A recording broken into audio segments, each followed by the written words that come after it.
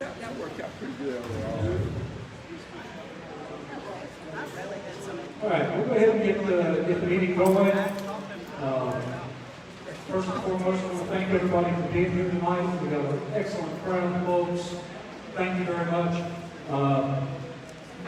We start all of our RINO meetings with a word of prayer and the pledge to the flag. So, do we have anybody that would like to volunteer to open us tonight in prayer? If not, I'll do it myself, but if we have a volunteer, I'll be glad to let you do it. All right, seeing no volunteers, if we could stand and immediately after prayer, we would pledge.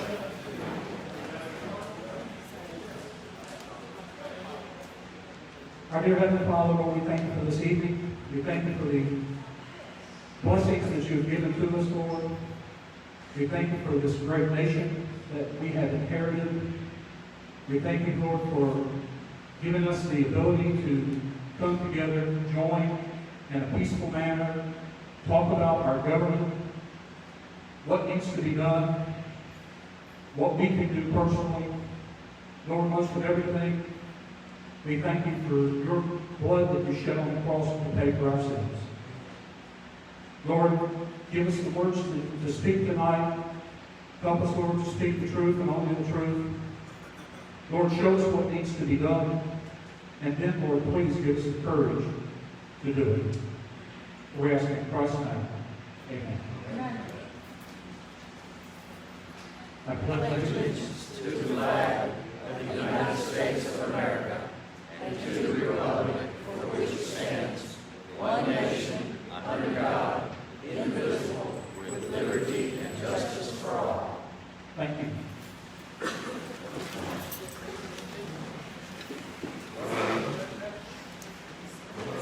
Before we get started tonight, I want to say a special thank you once again to Scruffy on stuff.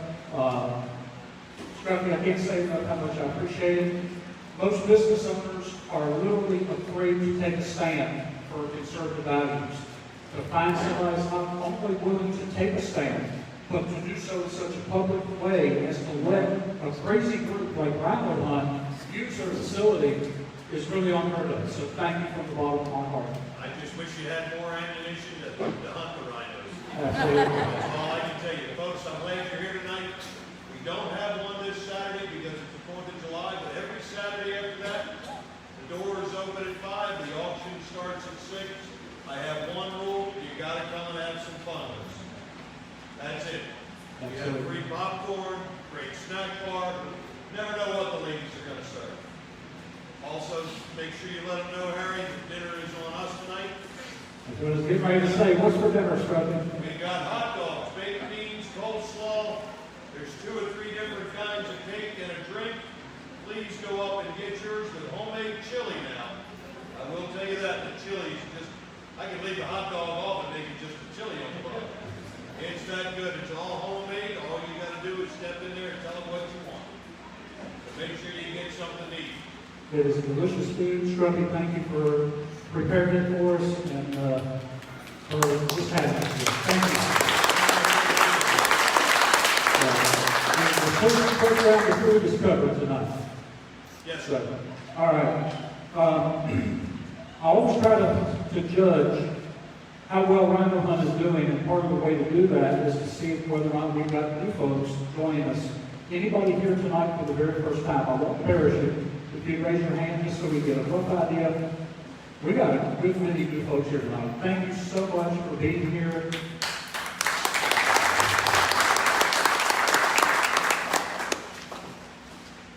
I'm going to try my dead level best to give you guys, all of you, but for the new ones especially, information that I really doubt that you will get anywhere else. My goal is by the end of tonight that it will be worth your time of being here tonight and that you will want to come back again next month. We have the meeting on the last Tuesday of each month. We do always encourage folks, bring a friend, tell people about what we're here for, and you know, by the end of the meeting, I will ask you, was it worth your time? All right? Especially since we've got so many new first-timers, I want to take just a couple of seconds to go over. Hey, Scruffy, if we can turn this down just a little bit, we got an echo. Take just a little bit of time to talk about what Rhino Hunt is about. First and foremost, I know it's a crazy name. RINO, R-I-N-O, is an acronym for Republican in name only. I consider myself to be a constitutional conservative. The Republican Party platform comes as close as anything out there to alliterating what I believe in. I won't go down every plank of the platform, but I'll just say that a party platform that says that they believe in lower taxes, a party platform that says that they believe in protecting the Second Amendment, a party platform that says that they believe in protecting the unborn, a party platform that says they believe in shrinking the size of government, a party platform that says they believe in personal responsibility. Those are all things that I believe in. And I would hope that if you're here tonight, you would say that you also believe in those things. Why do we need Rhino Hunt? Why can't we just trust the Republican Party to do the things that is in its own platform? I hear some laughter. It's well-deserved laughter. Here's the way I say it. I believe in the Republican Party platform more than what the Republican Party believes in their own platform. The Republican Party does nothing to enforce their own platform. In fact, later on in the meeting, we'll hear from an elected Republican who actually upholds the party platform, and the Republican Party did everything possible to get rid of them in this last primary. Last thing I'll say on that front, there is nothing that is in the Republican Party platform that I would remove. I support it wholeheartedly, every plank of the Republican platform. There's only one thing that if I were king for a day, or the chairman of the SCGOP, there's one thing that I would push to have added into the party platform. And here it is. If you are elected under the banner of the Republican Party, and you violate the Republican Party platform by how you cast the vote, whether it's on county council, or the state house, or any elected position, if you violate the party platform, the next time you want to run for re-election, you can run as a Democrat, an independent, or any other political party, but you're disallowed to run as a Republican. That's what I'd like to see added to the platform. That's how much I believe in the party platform. Unfortunately, we don't have elected Republicans in large enough number that believe in that party platform. Are you aware? I'm going to start to sound like a South Carolina lawmaker when they're speaking on the floor. Are you aware that in the South Carolina House of Representatives, we have an overwhelming majority of Republicans elected to serve? How many of you are aware of that? An overwhelming majority. In the South Carolina Senate, they have this thing called a filibuster. The House technically does not have it, but the Senate does. We have so many Republicans elected to the Senate in South Carolina that they could stop a filibuster on any piece of legislation that they wanted to. In other words, they could pass any law that the Republican Party wanted to pass. And the House could do the same thing. And we have a governor who claims to be a Republican. So when you have the House, and you have the Senate, and you have the governor, why are we not advancing the Republican Party platform in South Carolina? A couple of quick examples. Why are we still murdering babies in abortion centers in South Carolina? Why is it that we're still fighting to have our constitutional right to keep and bear arms? Why are we continuing to fight that battle when multiple times legislation called constitutional carry, which simply means that if you're not a convicted felon, you do not need the governor's permit or the government's permission slip to own or to carry a firearm. That's the way our founders intended it to be. But in South Carolina, we cannot pass constitutional carry because of RINOs. They want you to believe that it's because of Democrats. But when you're in the majority, what can you blame on Democrats? Nothing. Why can't we pass a bill that would protect the unborn? RINOs. Why is it that our taxes keep going up in South Carolina, and tomorrow the gas tax will go up again? Thanks to, say it with me, RINOs. You see, we don't have a Democrat problem in South Carolina. We've never had a Democrat problem in South Carolina in basically my adult lifetime. We've got a RINO problem in South Carolina. And the GOP, the South Carolina Republican Party, protects the RINOs. And when you get a true conservative running for office or running to get reelected to office, they do everything they can to get them out of it. We've got to change that, folks. The Republican Party is not going to fix this. As I try to say at every meeting, there is nobody riding into South Carolina on a white horse to save us. If we want the things that are contained in that party platform, it is up to me and it's up to each one of you to get involved, to get active. I know I'm jumping ahead, but did everybody get a agenda tonight? Yes. You'll notice on the back of the agenda, it says action items. We won't necessarily go through and discuss each one of those items this minute, but that is what that is there for. It is for us to get active. The things that we'll talk about tonight during the meeting will correlate to the action items, and it will make sense. We've had this little thing going on for the past several months called coronavirus. I don't know what's true and what's not true when it comes to the reporting of coronavirus. I do know this, that when you're telling the truth, you don't have to inflate the numbers. And they have obviously inflated the numbers. And now they continue to try to scare the living crap out of all of us by every day browbeating us with how many new cases of coronavirus have been detected in South Carolina. Well, I would challenge them to start testing 1,000 people a day for STDs.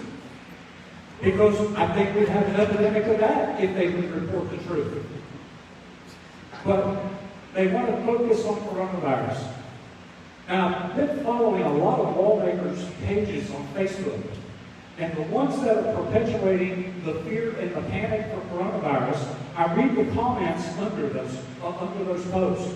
And then I go to those posts and I start looking at the people who share the comment, and it's almost always liberals, Democrats, that's a redundancy, but it's almost always liberals that are wanting to perpetuate the fear about coronavirus and wanting to shut the government down or shut the economy down again. Did you notice the government never shut down? South Carolina, the government never shut down. No state employee, no county employee lost a nickel. The government never shut down. It was the private economy that shut down. And it's the liberals that want to keep it shut down. Now we're pushing masks again. We're starting to see cities like Greenville City mandating the wearing of masks. Well, I've just asked the question, if masks work, why didn't we give them to the inmates in the detention center and keep them in the detention center instead of turning them loose? Here's what I believe. Just because I believe it doesn't mean it's true. It's just what I believe. There's an old saying, never let a crisis go to waste. I can't remember who said that, but it's probably Robert Manuel. Whether coronavirus was ever as deadly as we were told or not, it could be. I don't know. I personally don't think so, but I'm not going to debate that. They saw a crisis or a potential for a crisis, and they jumped on it with both feet, nails out and they're hanging on to it, trying to destroy this economy. The greatest economy that we've seen, most of us, in our adult lifetime. Why? It's political. And I think most of us know why. We've got a president who has done more for the American people in 3 years, a little over 3 years, or right about 3 years, than what the previous 5 or 6 or 7 or 10 presidents have done for the American people all put together. The agenda of making America great again and putting America first again has scared the living daylights out of the globalists. It has scared the living daylights out of those that are pushing for a new world order. Yes, a new world order. I still remember the first time I ever heard that term, New World Order. It came out of George Bush's mouth. I would suspect that it was in the agenda for a lot longer, but that was the first time that it was made public. And this is all to bring about a new world order. Is it real? I think people do die from coronavirus. Is it as bad as what they want us to believe? I do not believe that for a second. So, how to break down the economy? Well, first come up with a pandemic. Scare the living daylights out of the American people. Put in mandates that businesses have to close. Be very slow to allow businesses to reopen. And then when they are allowed to reopen, mandate that they can only reopen at about 50% of capacity. Anybody in here ever own a business? Could you live on a long-term basis with 50% of your customers? If the answer was yes, before coronavirus, you would have all been millionaires if you could live with 50% and survive, because that means the profit margin would have been back then. They know that it will not work long-term, and the businesses will continue to suffer. I think that's what's happened. Our lawmakers perpetuated it. They've allowed it to happen. They want it to happen. They want to see it continue. But it must not have had a complete desired effect, because now the complicit media is running with the whole defund the police, the whole racial problem type of thing. And we've got bootlicking lawmakers that are too afraid to take a stand, and they're willing to go right along with the racial problems that we've got right now. If politicians could solve racial issues like abuse with law enforcement, and I do believe that abuse does happen in law enforcement, absolutely believe it. But if politicians could solve that problem, especially in the realm of race, why didn't our black president, our first black president, solve that problem when he was president and when we had Democrats in control of the House and the Senate in Washington, D.C.? Why didn't they solve the problem then? They didn't want the problem. They didn't want to solve the problem. I agree. Because every time that I have a conversation with a black person, I try to ask them, what is it that you want out of life? And I give out a list if necessary. And what I've found is black people want the same thing that white people want. They want to have pride in their own life. They want a job. They want to be able to work and to provide for their family. They want to be able to live in a decent house, in a decent neighborhood, drive a decent car, take a vacation. They want all of the same things that we want. And then I always ask them, well, if you want the same thing that I want, and I want the same thing that you want, can you explain to me why we're supposed to dislike each other? And about that time, the ones that haven't already figured it out, about that time you see guys get big, you see the expression on their face, and they start realizing that they're being played just like conservatives are being played by the Republican Party. We want the same things. And I am not going to dislike somebody based on the color of their skin. I will dislike a person based on the actions. whether they're white or black or any other color. So here now we have coronavirus destroying our economy. We've got a lot of racial tension that is adding to the destroying of the economy. And yet we see no leadership from the elected officials how to fix this. But what we do see is a crap load, and I'm going to have Dave come up here, a crap load of federal money. That's keyword is federal money means it's our money, it's our taxes. When in fact it's actually our grandkids' taxes. But we have lots and lots of federal money that is coming into the state of South Carolina, as well as Greenville County as an individual county. And it's supposed to be for coronavirus relief.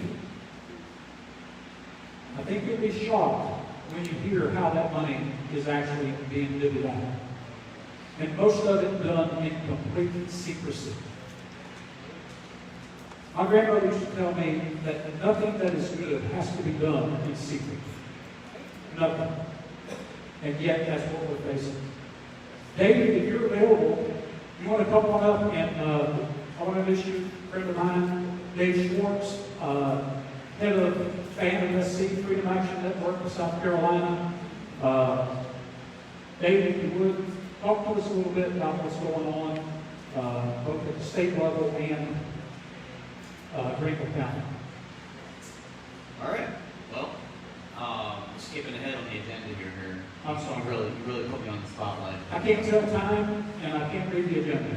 All right. Can y'all hear me okay? Okay. How are y'all doing tonight? Okay. So, I very rarely get angry at things that go on in Columbia. I mean, it's sort of expected. I've become numb to a lot of things that happen there, having watched it now for years and years. But how many of y'all remember, was it 2009 or 2000? Yeah, it was 2009, right? That Obama passed that stimulus package. Remember the stimulus package? And I want to say, I don't know what the number was. I mean, you know, at this point, does it really matter anymore? But anyway, so there was a certain amount of money from the federal government. They passed a stimulus package, and then it was going to go down to the states, right? And so, correct me if I'm wrong, Sanford, who was the governor at the time, basically said, I don't want the stimulus money, right? And then the legislature sued the governor to take the stimulus money, right? Does everybody remember that kind of vaguely, right? So, and again, I don't remember the exact numbers. It really doesn't matter. It was a lot of money. So, D.C., in very simple, this last go-around with the Chinese coronavirus, D.C. passed a bailout. Remember, there was two bailouts, kind of. There was this, the PPP, you know, they come up with all these letters and names. I can't remember all of them.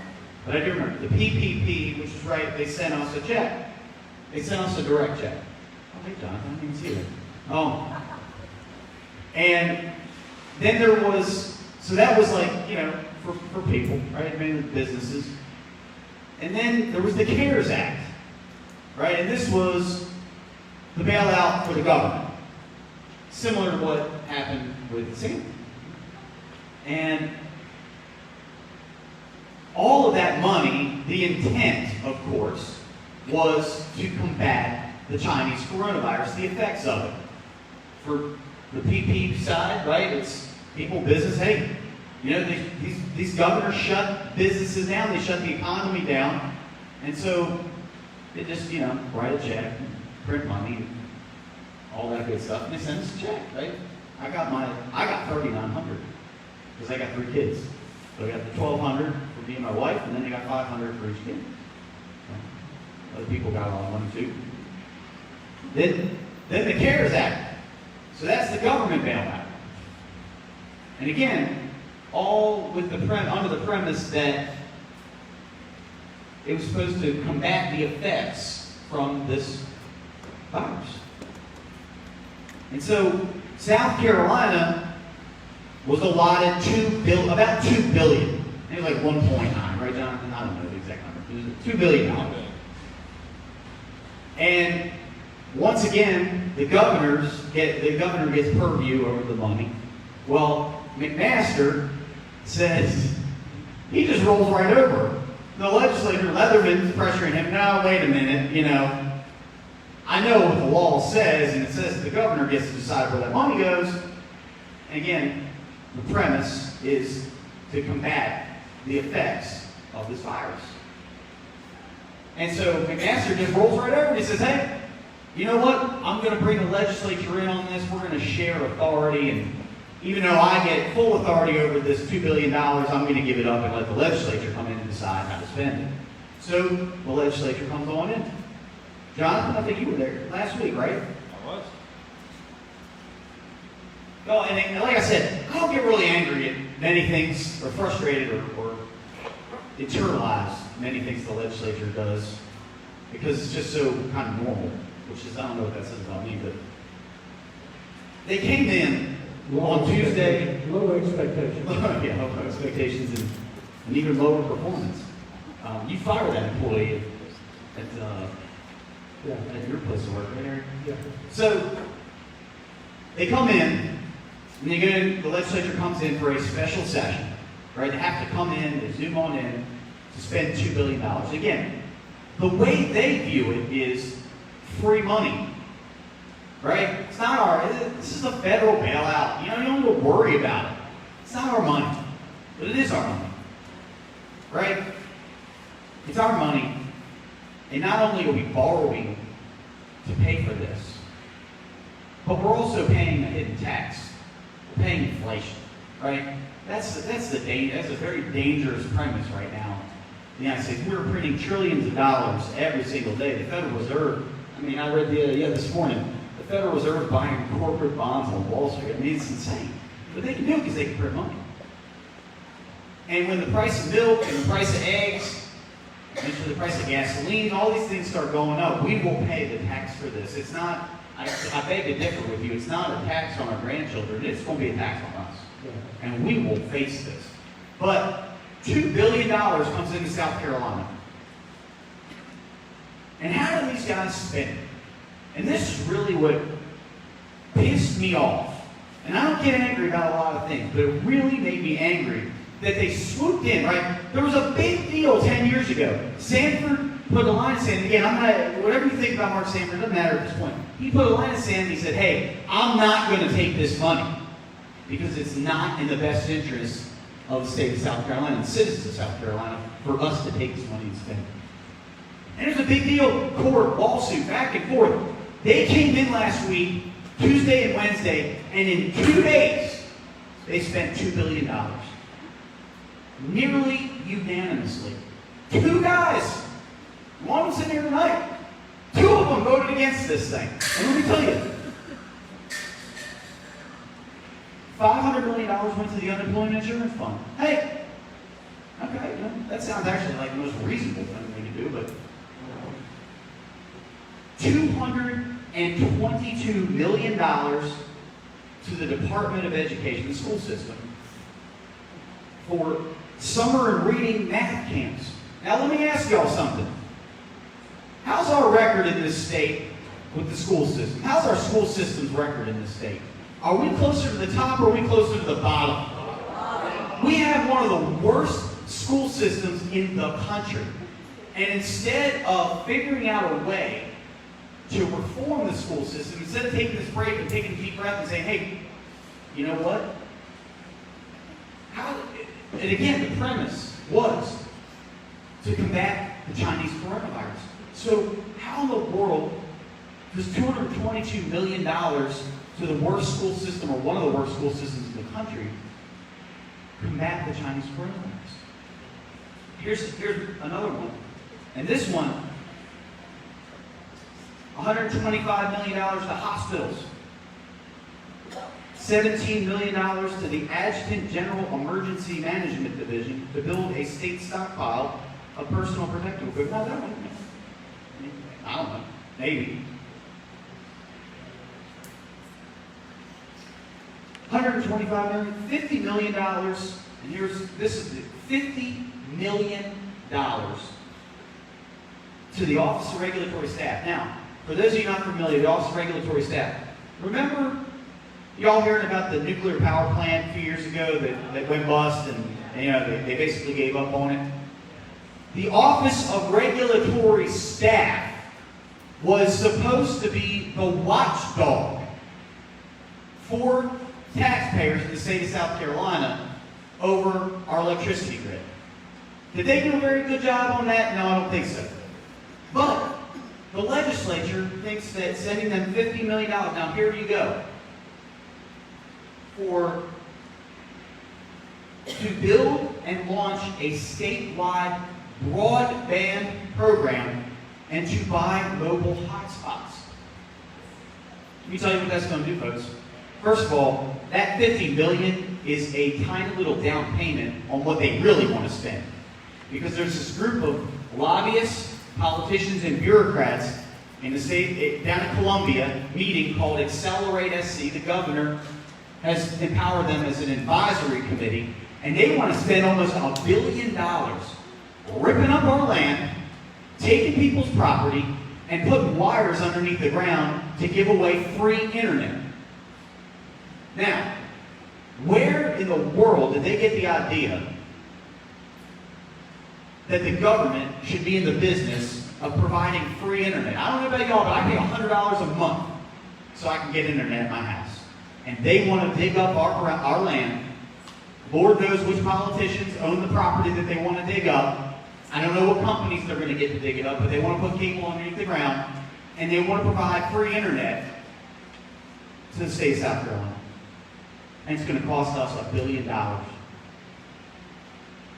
We just put a down payment on it, $50 million. Now again, explain to me how ripping up our ground and putting broadband and providing free internet has anything to do with the Chinese coronavirus.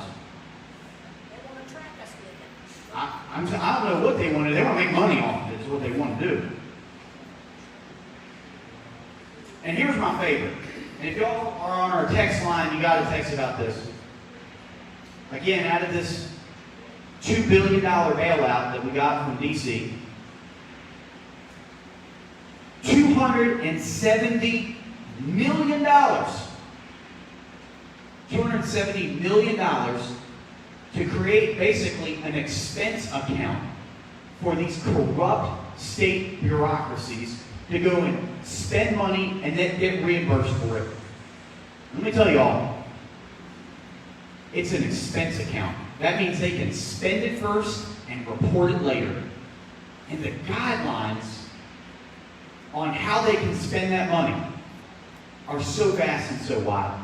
This is nothing more than a bailout. And let me tell you, some of these agencies, and I'll name them, Park, Recreation, and Tourism, PRT. This is the same agency, by the way, that funnels money to the Chamber of Commerce all across the state. I know Charleston gets it, Myrtle Beach gets it, Hilton Head gets some of that money. They funnel that money to these chambers of commerce, and they're supposed to be advertising to tourists, right? PRT, also the same agency that spent $5 million to go buy Ted Turner's private island off the coast of Beaufort. Did y'all hear about that? Ted Turner, name sound familiar? Used to own CNN, the founder of CNN, liberal billionaire. He owned an island off the coast of Beaufort. Worthless land. His own son said it was infested with horseflies and rattlesnakes. That was in the newspaper, by the way. Completely worthless piece of property. Right? I'm sure it's beautiful, but there's no running water on it, no plumbing, no electricity. Couldn't sell it to anybody for years.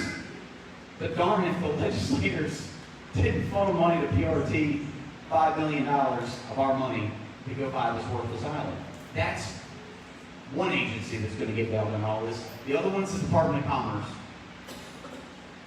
The Department of Commerce is the main agency that these legislators funnel money through to give these big, huge, out-of-state, foreign corporations our tax dollars, our land, discounts on electricity, right, tax breaks, Commerce is the one that does all that. That's what they want to double down on. That's how they think we're going to get out of this economic pain, is we're going to give more money to big, huge out-of-state corporations. The Department of Commerce is the one that does it, and they're going to be bailed out for this. By the way, same Department of Commerce that just got audited a couple weeks ago. You know, here's my favorite part. When the politicians say, oh, we created all these jobs, right? We brought in Volvo. Got my way, of course, low country. Volvo, Chinese-owned Volvo. We gave them a bunch of land, gave them reduced electricity costs, gave them all these tax breaks, gave them cash money, right? They're going to bring in all these jobs. Well, the politicians, they love to come to the ribbon cuttings. They love to cut these ribbons, right? Love to tell us how they are. We created jobs.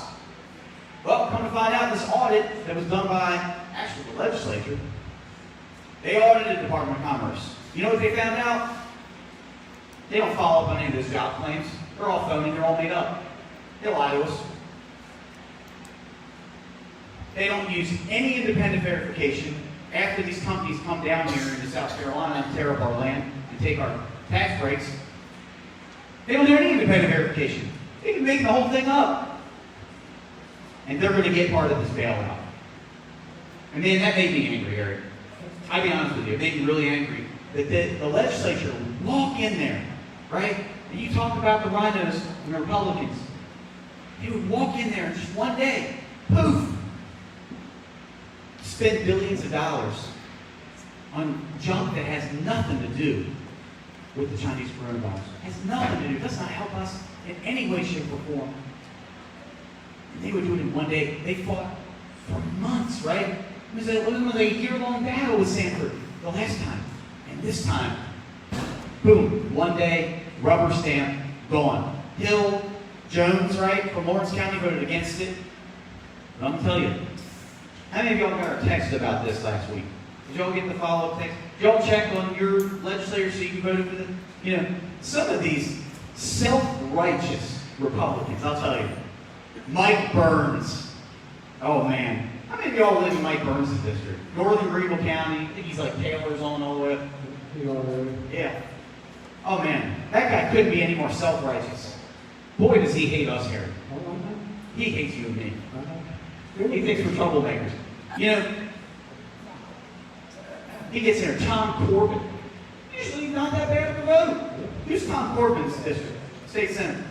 I mean, the response I saw from some of y'all that you sent me from Tom Corbin was just, it was indignant. It was indignant. It was like this never even happened.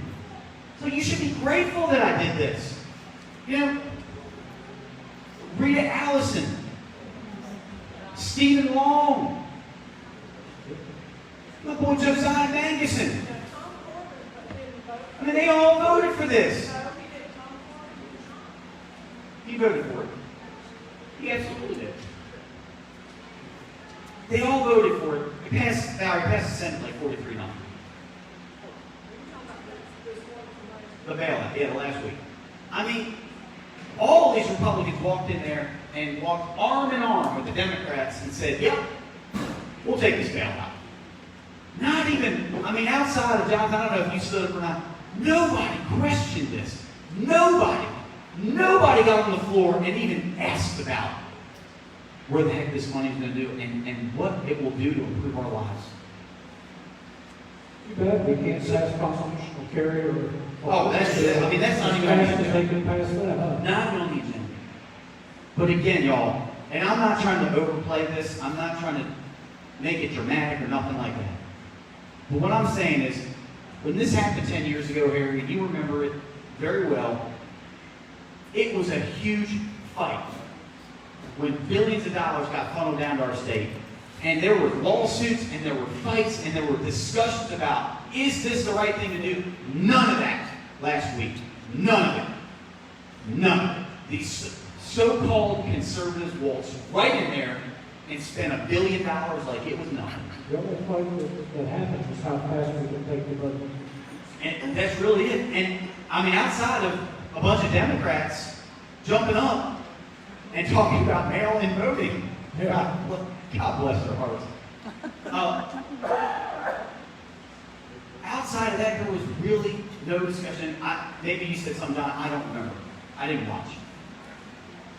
But man, it was like that.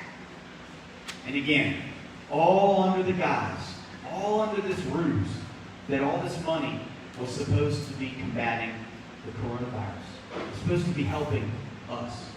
Now y'all tell me, a $270 million expense account to a bunch of corrupt state agencies, $50 million so we can have free internet, broadband around the state, $125 million to bail out some hospitals. Hey, it might help some hospital executives. Hey, if you're getting free internet, maybe it helps you. If you work for a state agency, maybe it helps you. But I'm going to say, and we are the limit, for the majority, the vast majority of South Carolinians, this is embarrassing. But this is our government. And let me tell you, and I'll end it with this.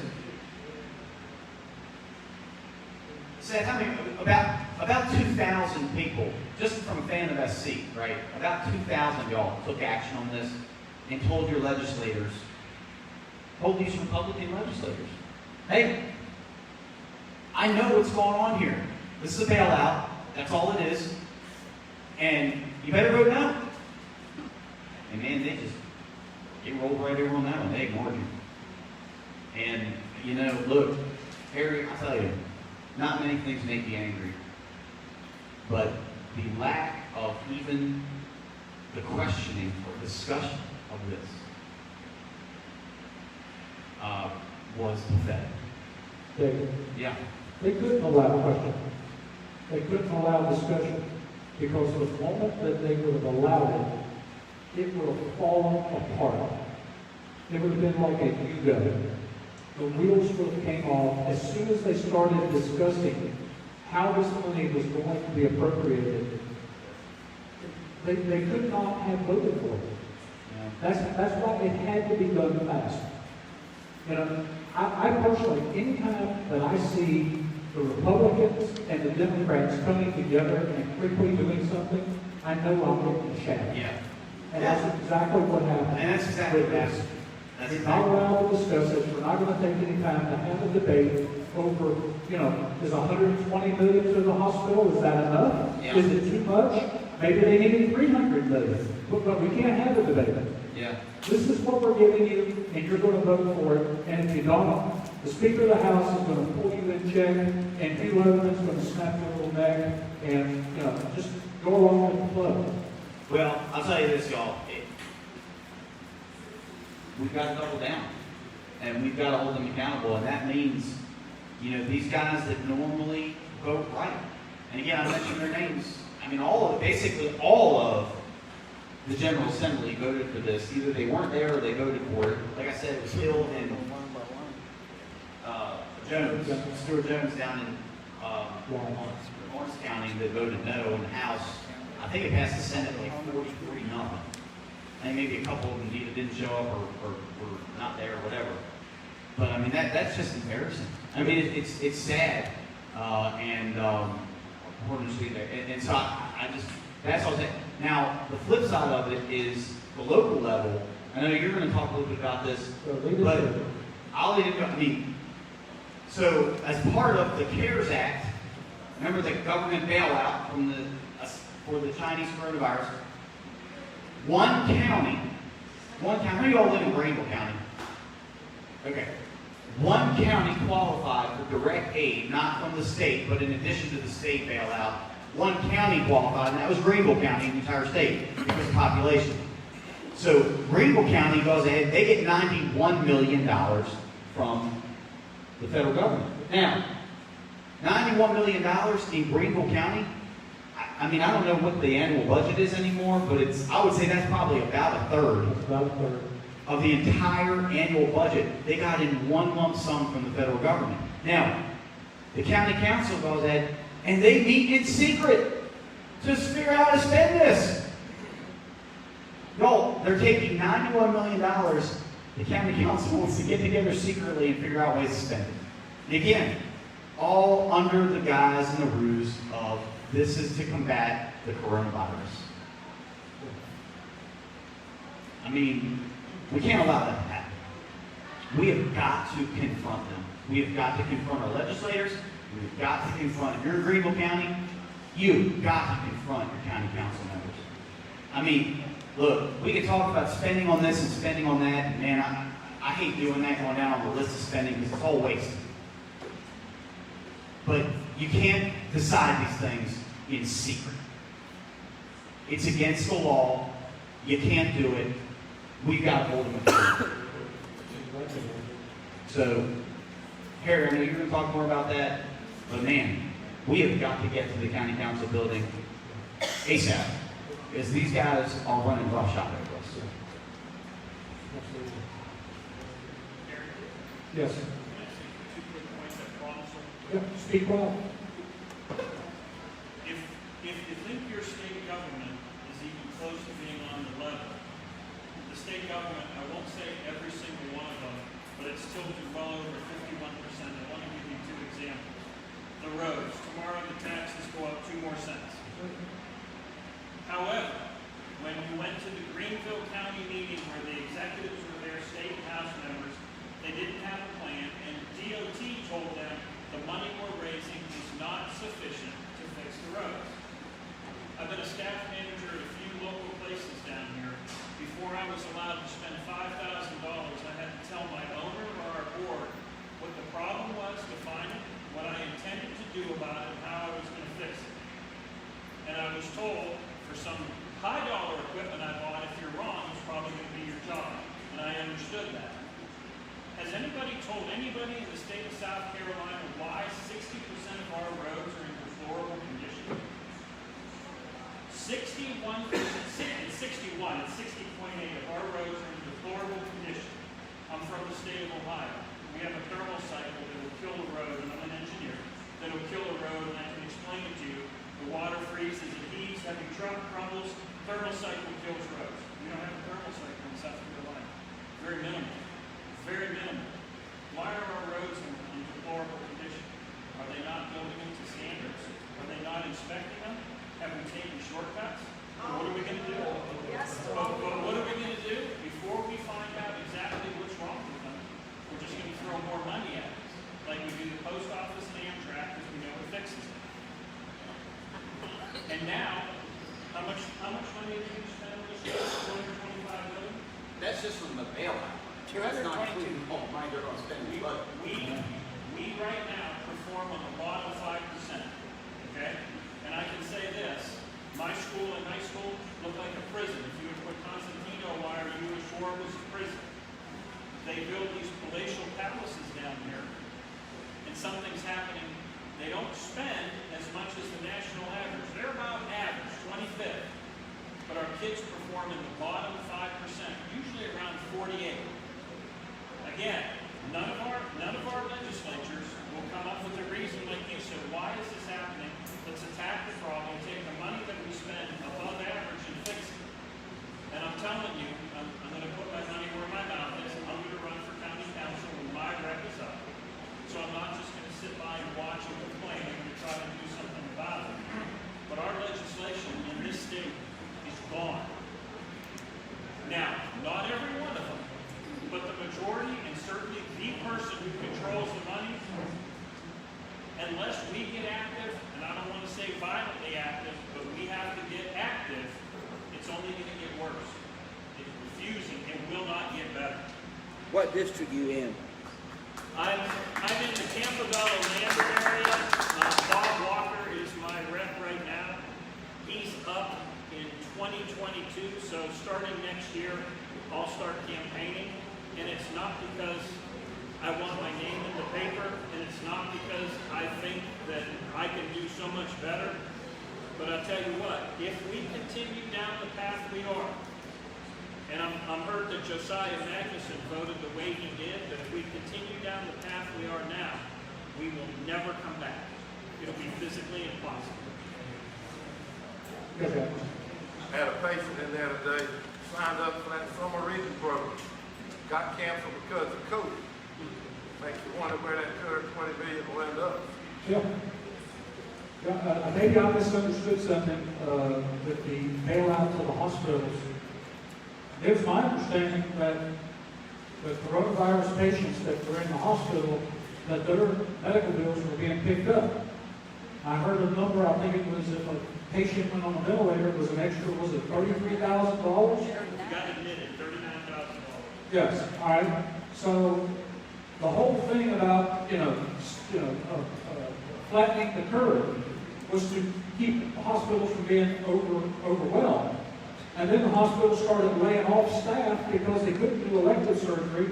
But every hospital, Prisma and the rest of them, they're the ones that was promoting the hysteria that kept the economy shut down.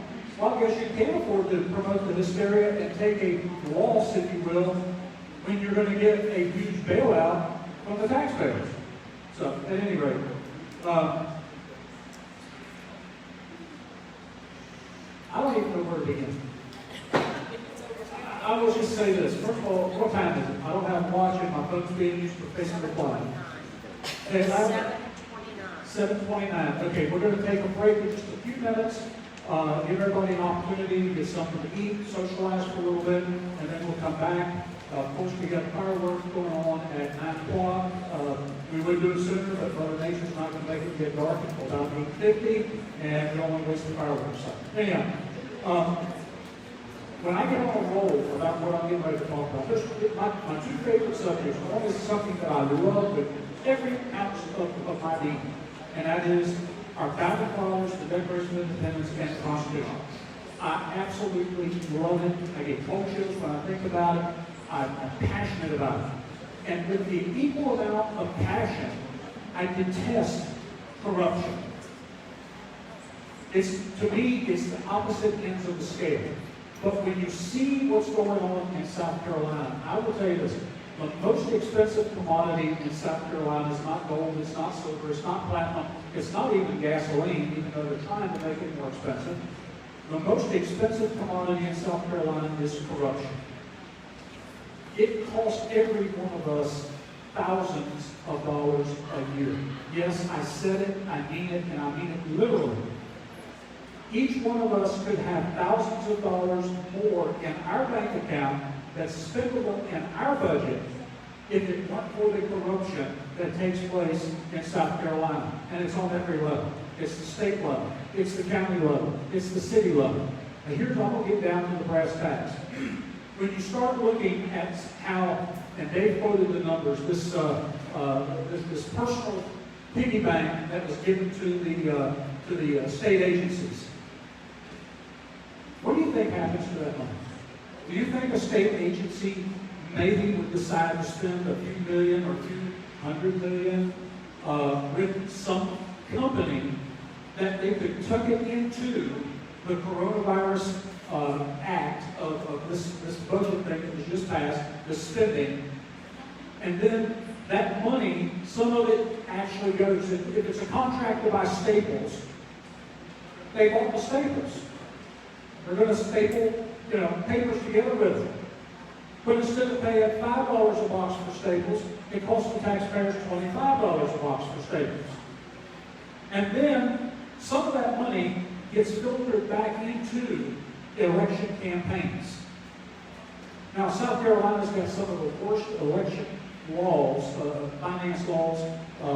They call them ethics laws. That's the most ludicrous thing I've ever heard of, ethics, in the South Carolina legislature. Thank God we've got a few ethical lawmakers, but you do realize that if a lawmaker does do something that violates the recorded or written ethics rules, who investigates the ethics violation? The lawmakers. The lawmakers. The House has an ethics committee, and the Senate has an ethics committee. And they investigate each other. Okay? So then, on the rare occasion where a lawmaker is actually found, I hate to use the term guilty, but where they're found to have violated an ethics law, the committee decides what the punishment will be.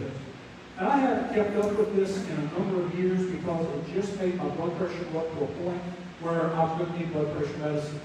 But at one point, I want to say 6, 7 years ago, there was this huge amount of money, and I'm just going to grab straws. There was $100,000 worth of ethics fines that had been given out by the State House and the Senate Ethics Committee. $100,000 worth of fines that were imposed, and like $10,000 worth of fines that had been paid. There's your ethics. Now, back in roughly 1990, 91 era, how many of you were paying attention to politics back then? So we had this little thing that happened in South Carolina called Operation False Trust. And a whole bunch of lawmakers got caught up in that. A whole bunch of them were arrested. It was a federal prosecution because, of course, the lawmakers didn't know that they were doing something wrong. The feds had to come in and actually break it up. Well, they rewrote the Ethics Act. That's when they come up with the Ethics Act. If they really wanted to implement a fair judicial system for lawmakers, they simply could have said, these things are crimes. Write a criminal statute. And if as a lawmaker you violate that statute, you're prosecuted by law enforcement in a civil court or a criminal court. They've got a set of laws for them and a totally different set of laws for us. We all got ticked off when, I believe it was right after Obama was elected, and the head of the IRS started targeting conservatives organizations. I believe one of them that made the news around here was the Lawrence Tea Party.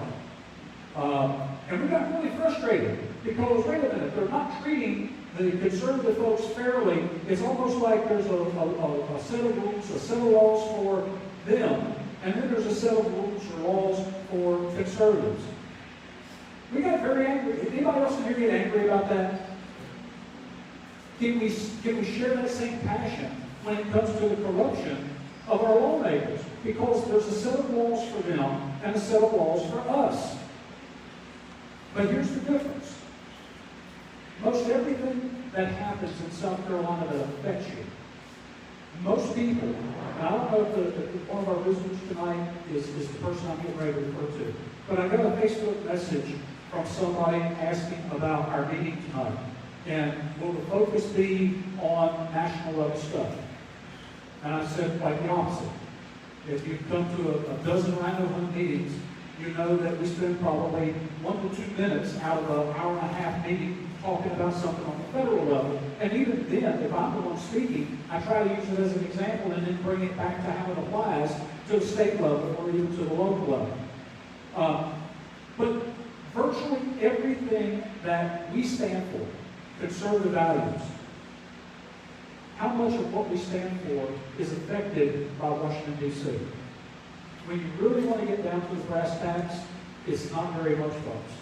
Because even the bad crap that they pass in Washington, D.C. has to be implemented at the state level. And how does that happen? Just like it happened with Obamacare. I wish I could tell you that, I've got a crystal ball. I've never made any mistakes with RINO Hunt. I've always chosen the best candidate possible and all that. I'm going to get to a problem that I had or something I wish I had done differently.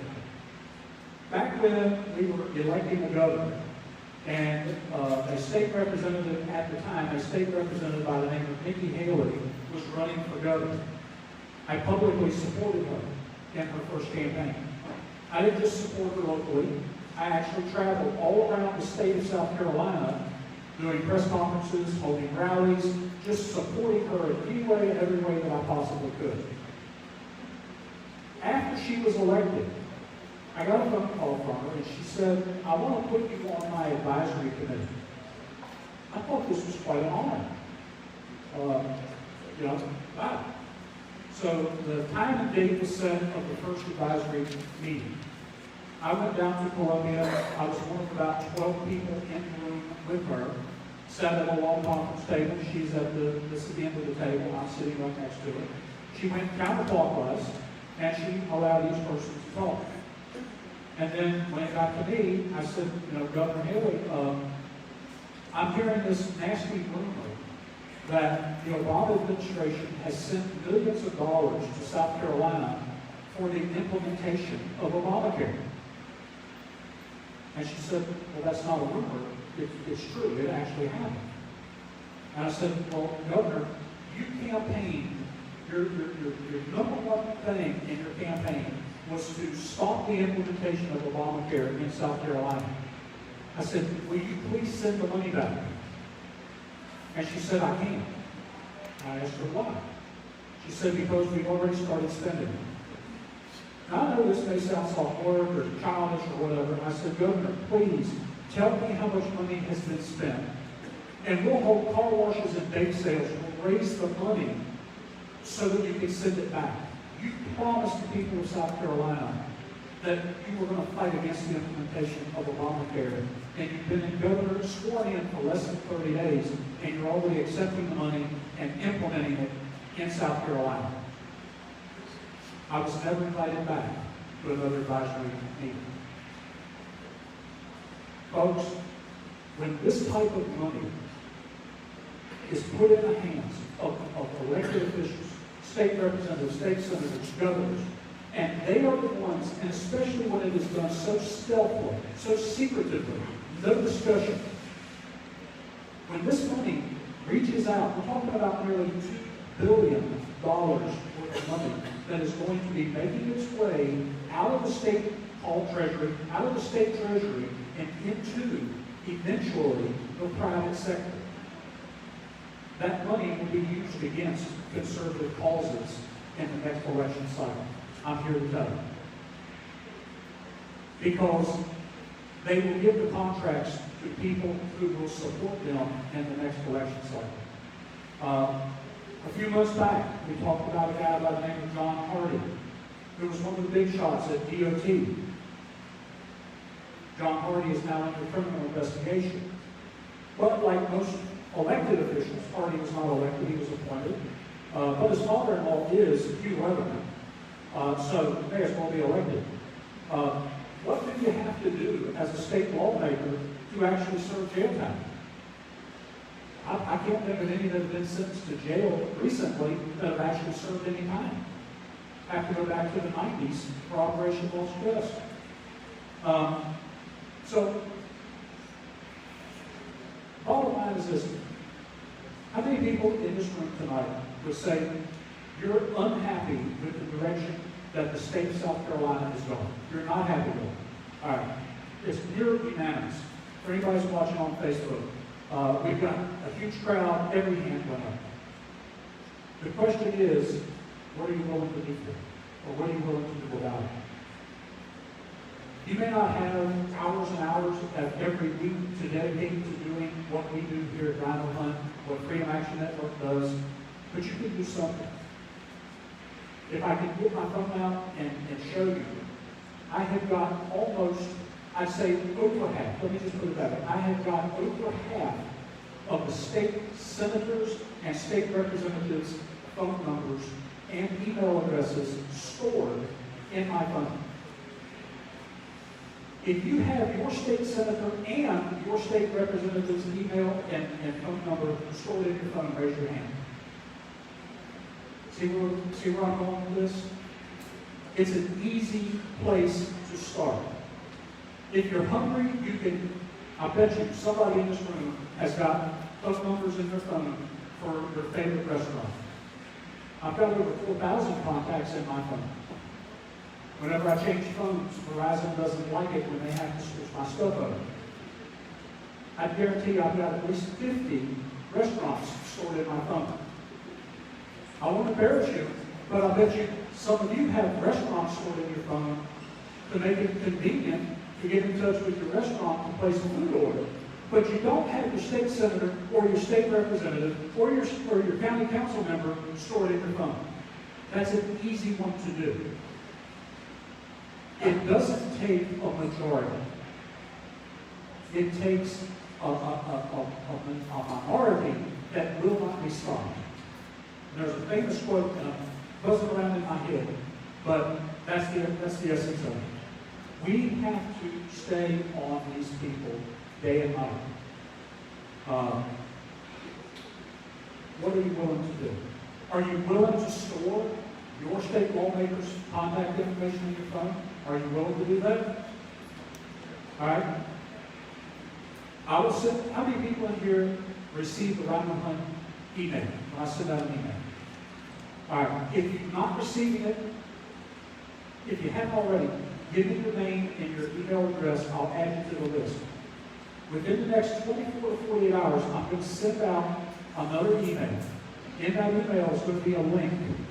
And in that link, if you click on the link, it will take you to the website where you can get your lawmakers, state and Senate and House lawmakers, contact information.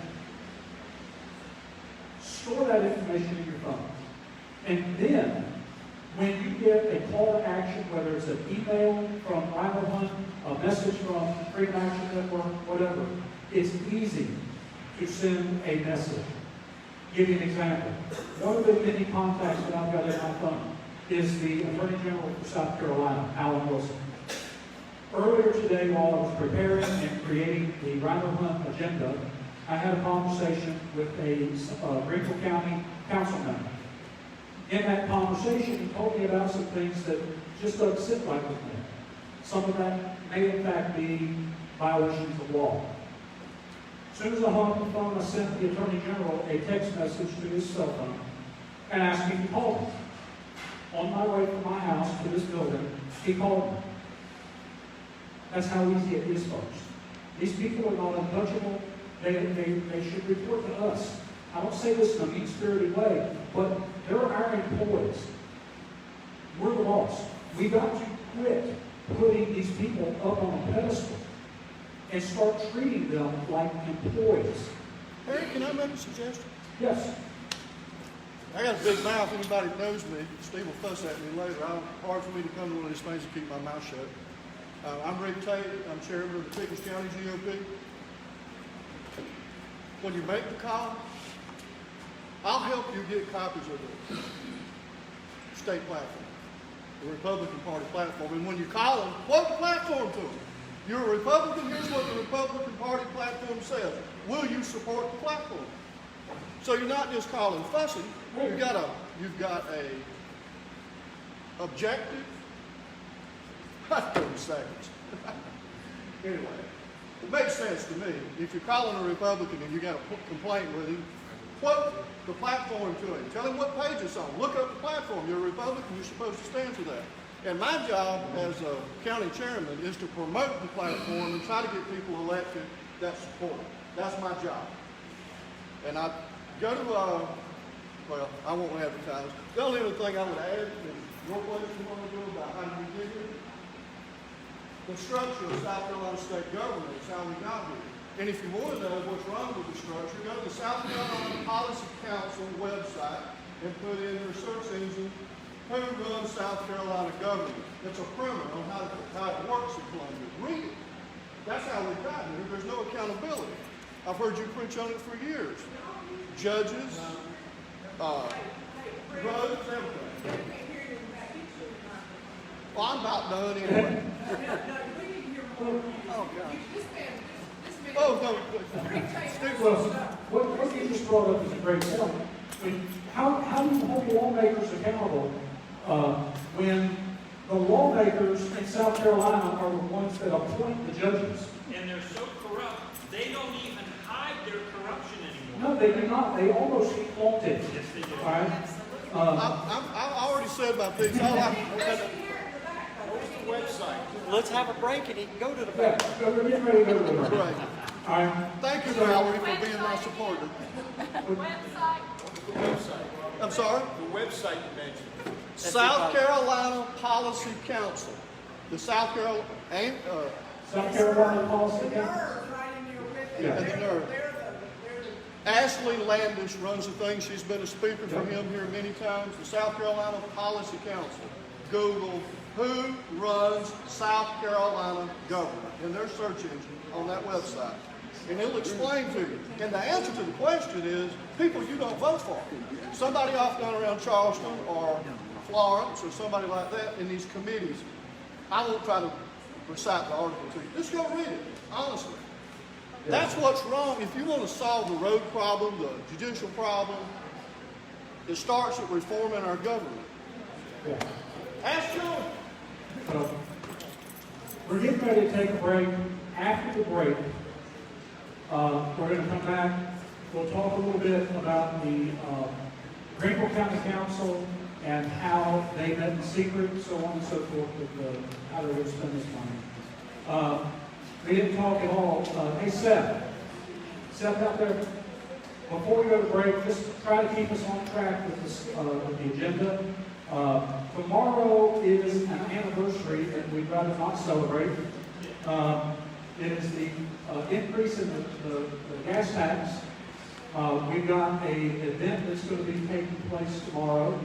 And I'm going to get Seth to talk about that. I will be at the event, and I'm encouraging you to be there as well. Hey everybody, how are you doing? Can you hear me? So yeah, unfortunately, thanks to our state legislators, tomorrow, July 1st, is going to be the 4th of 6. Can you hear me now? Yeah. Awkward, okay. It's going to be the 4th of 6 annual increase in the gas tax hike. You remember a couple years ago, state legislators passed the largest gas tax in state history. They said then they didn't have the money to fix our roads. Now they have over $500 million sitting in their bank account, still not fixing the roads. What gives? Right? I don't know about you guys, but I'm tired of dodging potholes right after I filled up my tank and pay more at the pump. And so you've seen over the last couple of weeks how gas prices are ticking up, ticking up, ticking up. Well, get ready tomorrow to go by another 2 cents per gallon. So in order to commemorate this very terrible anniversary, FAMSC is doing yet another one of our tax-free gas station events tomorrow morning at Eagles Gas Station over on Pell Road. Essentially what we do is we use this event by knocking 47 cents off per gallon, which is essentially the federal gas tax, the state gas tax, and the 4 cents remaining in the tax hike. 47 cents per gallon. We knock it off. We get hundreds of people to come fill up for discounted gasoline, and while they're there at the pump, it gives us a chance and our volunteers a chance to talk to them about why their roads are still crumbling. It's not because the DOT is neglecting them. It's not because some bureaucrat isn't doing their job. It's because their state legislators, the ones who promised that they were going to use that money to fix the roads, lied to them and continually fall asleep at the wheel, pun intended, when it comes to keeping our roads maintained and in good shape. So right now, there's $500 million sitting around, while right out here on Highway 14, from Landrum all the way down to Simpsonville, where I used to live, there's patches of there terrible. I-26 is falling apart. Bridges Road in Malden, and you can almost see through the daggone thing, right? All over the state, bridges and roads are falling apart, and I'm tired of it. But the only way that it's going to change, and we've seen it happen in small instances, is where people band together and put constant pressure on their state legislators. It starts with a question, right? When is my road going to get fixed? Not the roads or a road, but my road. When I send the emails and when I ask my state legislators, I want to know when the Academy Road coming through downtown Greenville, going out towards Easley, is going to get fixed. There's a couple of spots in the road that I have to dodge every day, going back and forth to work or to the grocery store, that I won't fix because I pay more at the pump. So it starts with the question. Texting pothole to 52886 gives you that ability to send a direct email to your state rep, your state senator, and your governor and ask, when will this road get fixed? Is it on a priority list? And if not, why not? And I know that sounds like a small first step, but we've seen it work across the upstate. First, you send the email, you're going to get a bad response back. They're going to try to shuffle you around, poo-poo you, ignore you. You've got to stay on them. Pick up the phone and call them. Show up at the delegation meeting every quarter. Confront them face to face. I want my road fixed. Over in Piedmont, on Highway 20. Steve, are you in here? Steve, everybody gives Steve a round of applause. If you want to know how you fix your road, you go to Steve and his neighborhood. Because he would not take no for an answer. There is a bridge out in his neighborhood for over a year. And for about 6 to 7 months, he was doing what most folks would think they're supposed to do to get your road fixed. The things your legislators tell you to do. Call the DOT.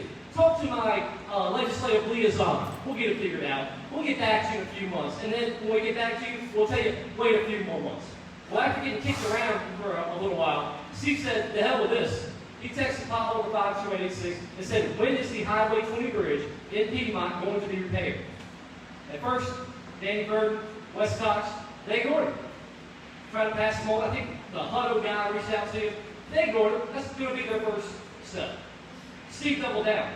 He showed up at the delegation meeting and in person called out Danny Burke. He said, Danny, I've been emailing you, I've been calling, trying to get a hold of you. I want to know when my bridge is getting fixed. Now all of a sudden he had Danny's attention. Oh yes, Steve, I've got your emails right here. I've been reading, and I want to let you know that by October we're going to start working on that bridge.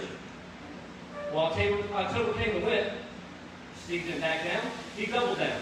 We went out to that bridge and did a politician watch party in October with lawn chairs and signs saying, where's Danny? Where's Russ Cox?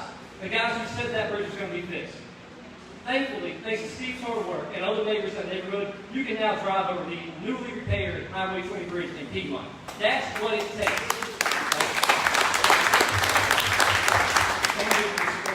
And it was fun. I mean, every step of the way, seeing those guys squirm, seeing the way they hate being pressured, the way they hate being held accountable, put a smile on my face.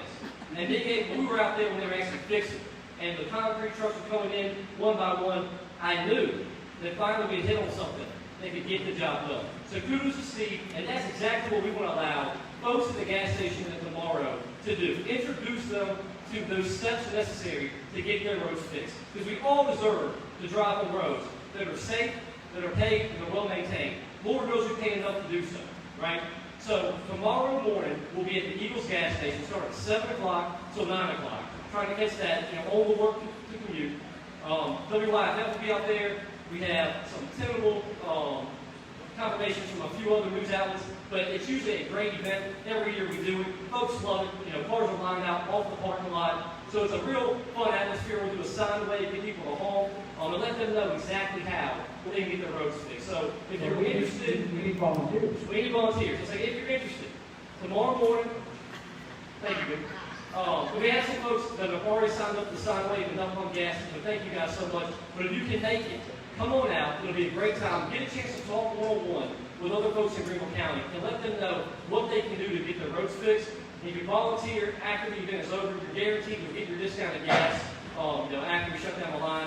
And then we'll take everybody out for a free breakfast after as well. So if you can, please, we need as much help as we can get for the media to see that folks are sick and tired of this. And for other folks in the community who every day they go to work and they're dodging that same pothole over and over again. They're cursing. What do I have to do to get this fixed?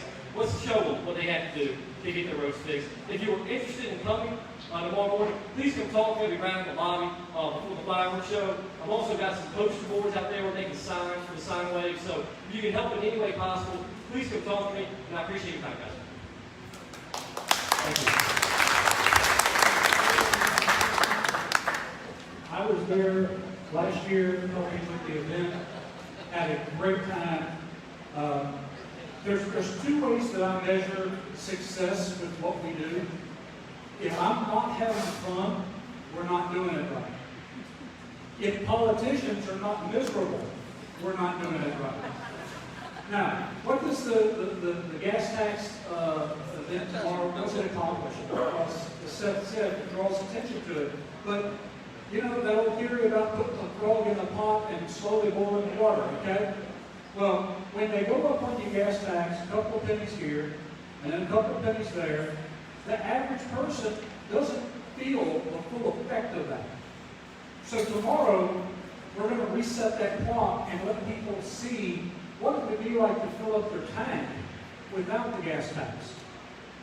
That will put, and I know it did last year, people were amazed at how much taxes they're actually paying at the pump. When we come back from the break, we'll talk a little bit about the local county council, the spending of the coronavirus money, property tax reassessment, potential property tax hikes. We're going to talk a little bit about the primary elections that we just went through. State Representative Jonathan Hill, who is one of my heroes in the South Carolina legislature, is here with us tonight. I'm going to ask Jonathan to talk a little bit about what happened to him during the primary. And also, although we have every seat that we wanted to, Jonathan, it's safe to say, as a state, we had some pretty good victories. We got rid of some RINOs. We got some fresh conservatives coming in to serve in the South Carolina House. in the legislature, so I'm excited about that. We've got a lot of work ahead of us.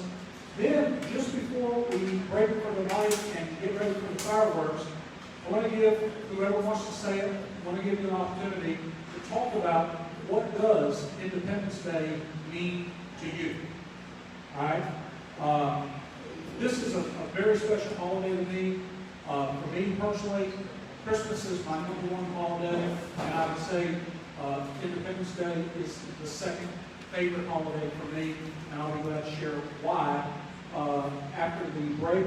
But that's what we've got coming up. Enjoy some food. It's on us. Stick around. We'll come back in. We'll eat for a little bit more, and then we'll get broke and go do some fireworks. All right, folks. Thank you. And for anybody that's watching on Facebook, you want to see the second half of the meeting, or should have come. Facebook at this time.